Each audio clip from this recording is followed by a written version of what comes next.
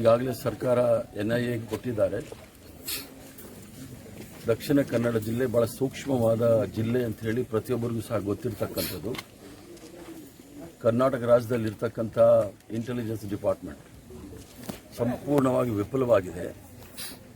ಇಲ್ಲಿ ನಡೀತಕ್ಕಂಥ ಘರ್ಷಣೆಗಳೇನು ಅಂತ ಪ್ರತಿಯೊಬ್ಬರಿಗೂ ಸಹ ಗೊತ್ತಿರತಕ್ಕಂಥದ್ದು.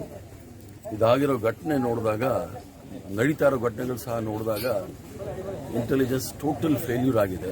ಆದ್ದರಿಂದ ಇವರು ಎನ್ಐಎ ಕೊಟ್ಟಿದ್ದಾರೆ. ನಾನಾದರೂ ಹೇಳೋದಿಷ್ಟೇ ಮುಖ್ಯಮಂತ್ರಿಗಳಿಗೆ,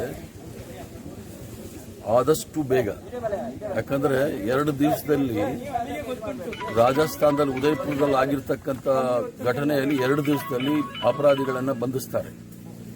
ಈಗಾಗಲೇ 1 ವಾರ ಆದ್ರೇನೂ ಆಗಿಲ್ಲ. ಮುಂದೆಯೂ ಕೂಡ ಆಗಬೇಕಾಗಿರ್ತಕ್ಕಂಥದ್ದು.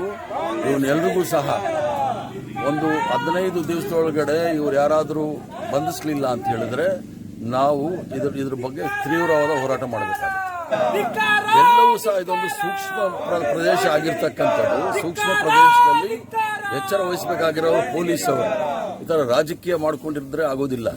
ಇದು ಪ್ರದೇಶ ಭಾರತೀಯ ಜನತಾ ಪಾರ್ಟಿ ಅವರಿದ್ದಾಗ, ಕಾಂಗ್ರೆಸ್ ಪಕ್ಷದ ಸರ್ಕಾರ ಇದ್ದಾಗ ದಿನ ಭಾಷಣ ಹೊಡಿತಾ ಇದ್ರು. ಈಗ ಭಾರತೀಯ ಜನತಾ ಪಾರ್ಟಿ ಸರ್ಕಾರ ಇರ್ತಕ್ಕಂಥದ್ದು, ಅವ್ರದೇ ಹೋಮ್ ಮಿನಿಸ್ಟರ್ ಇರ್ತಕ್ಕಂಥವ್ರು, RSS ಇಂದ ಬಂದಿರತಕ್ಕಂಥದ್ದು. ಇನ್ನೂ ಯಾಕಂತ ಇವ್ರನ್ನ ಅಪರಾಧಿಗಳನ್ನ ಹಿಡಿಲಿಲ್ಲ? ಸರ್, ಹೋಮ್ ಮಿನಿಸ್ಟರ್ ಮನೆ ಮೇಲೆ ABP ಕಾರ್ಯಕರ್ತರು ದಾಳಿ ಮಾಡಿದ್ದಾರೆ. ಜೊತೆಗೆ ಇಲ್ಲೂ ಇವೆಲ್ಲ ಮೊಸಳೆ ಕಣ್ಣೀರು ಹಾಕಿದ್ರೆ ಯಾರಿಗೂ ಏನು ಪ್ರಯೋಜನ ಆಗೋದಿಲ್ಲ. ಒಬ್ಬ ಯುವಕ ಪ್ರಾಣ ಹೋಗಿದೆ. ಅವ್ರದೇ ಆದ ಪಕ್ಷದ ಯುವಕನಿಗೆ ಇವ್ರಿಗೆ ರಕ್ಷಣೆ ಕೊಡೋಕ್ಕಾಗಲಿಲ್ಲ, ಬೇರೆಯವ್ರಿಗೆ ಏನು ರಕ್ಷಣೆ ಕೊಡ್ತಾರೆ? ಇದು ಒಂದು 4 ವರ್ಷದ ಹಿಂದೆ ಪ್ರವೀಣ್ ಪೂಜಾರಿ ಅಂತ ಹೇಳಿ ಮಂದರ್ತಿನಲ್ಲಾಯಿತು. ಅವ್ರ ಮಂಡಲ ಅಧ್ಯಕ್ಷ. ಈ ಹುಡುಗ ಭಾರತೀಯ ಜನತಾ ಪಾರ್ಟಿಯ ಒಬ್ಬ ಕಾರ್ಯಕರ್ತ. ಇವ್ರಿಗೆ ರಕ್ಷಣೆ ಕೊಡೋಕ್ಕಾಗಲಿಲ್ಲ ಅಂದ್ರೆ ಬೇರೆಯವ್ರು ಬಂದು ಏನು ರಕ್ಷಣೆ ಕೊಡ್ತಾರೆ? ಇವ್ರ ಪಕ್ಷದವ್ರಿಗೆ ಅವ್ರು ರಕ್ಷಣೆ ಕೊಡಲಿಲ್ಲ ಅಂದ್ರೆ ಬೇರೆಯವ್ರಿಗೆ ಏನು ರಕ್ಷಣೆ ಕೊಡ್ತಾರೆ? ಭಾರತೀಯ ಜನತಾ ಪಾರ್ಟಿ ಬಂದ ಮೇಲೆ ಯಾರೂ ಸಹ ಸುರಕ್ಷಿತರಾಗಿ ಇಲ್ಲ ಈ ರಾಜ್ಯದಲ್ಲಿ ಮತ್ತು ಈ ಜಿಲ್ಲೆಯಲ್ಲಿ. ತೇಜಸ್ವಿ ಸೂರ್ಯ ಒಂದು ಮಾತು ಹೇಳ್ತಾರೆ, ಒಬ್ಬೊಬ್ಬರಿಗೂ ಸೆಕ್ಯೂರಿಟಿ ಕೊಡೋಕ್ಕಾಗಲ್ಲ ಅನ್ನೋ ಮಾತನ್ನು ಹೇಳ್ತಾರೆ. ಅದು ಬೇಜವಾಬ್ದಾರಿಯುತದ ಪರಮಾವಧಿ. ಮತ್ತೆ ಒಂಥರ ಚೈಲ್ಡಿಶ್ ಅಂತ ಹೇಳ್ತಾರೆ ನೋಡಿ. ಇದು ಮಕ್ಕಳ ಆಟಿಕೆ ಅಲ್ಲ. ಅವ್ರ ಭಾಷಣ ವೈರಲ್ ಆಗಿದೆ.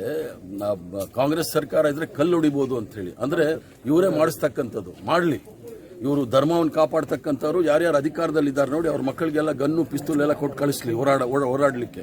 ಅಮಾಯಕರನ್ನ, ಇಂಥ ಹಿಂದುಳಿದ ವರ್ಗದವ್ರನ್ನ, ಶೂದ್ರಗಳನ್ನ ಯಾಕೆ ಇವ್ರು ಬಲಿ ತೆಗೆದುಕೊಳ್ತಾ ಇದ್ದಾರೆ? ಭಾಷಣ ಮಾಡೋರು ಯಾರು ಸಾಯೋದಿಲ್ಲ, ವಿಧಾನಸೌಧದಲ್ಲಿದ್ದವ್ರು ಯಾರು ಸಾಯೋದಿಲ್ಲ. ಸಾಯ್ತಕ್ಕಂಥದ್ದು ಯಾವುದೋ ಕುಗ್ರಾಮದಲ್ಲಿ, ಹಳ್ಳಿಗಳಲ್ಲಿ ಅವರ ಜೀವನ ನಡೆಸ್ಕೊಂಡಿದ್ದಂಥವ್ರು, ಅವರು ಯಾವುದೋ ಧರ್ಮದ ಮೇಲೆ ಒಂದು ನಂಬಿಕೆ ಇಟ್ಕೊಂಡಿರ್ತಕ್ಕಂಥವ್ರು ಸಾಯ್ತಾ ಇರೋದು. ಪ್ರಚೋದನಕಾರಿ ಭಾಷಣ ಇಷ್ಟೆಲ್ಲ ಗೆಲ್ಲಬೇಕು ಕಾರಣ? ಸಂಪೂರ್ಣವಾಗಿ ಪ್ರಚೋದನಕಾರಿ ಭಾಷಣ ಈಶ್ವರಪ್ಪನೂ ಪ್ರಜೋಗ ಮಾಡ್ತಾ ಇದ್ದಾರೆ, ಗೃಹ ಸಚಿವರು ಮಾಡ್ತಾ ಇದ್ದಾರೆ. ಆದ್ರಿಂದ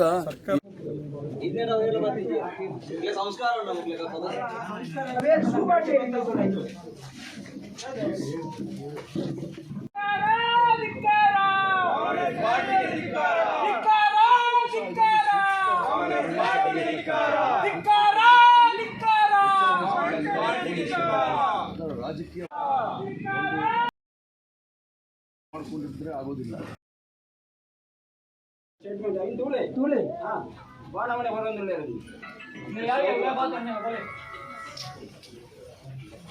ನಮ್ಮ ಇಂಚನೆ ನಮ್ಮ ರಾಷ್ಟ್ರನೇ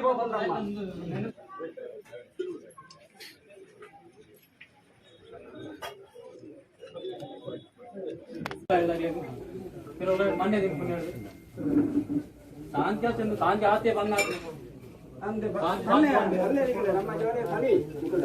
ಶಾಂತಿ ಬರ್ತಿದ್ವಿ ಬಂಗದ ಒಟ್ಟು ಭಾರತನಿಗೆ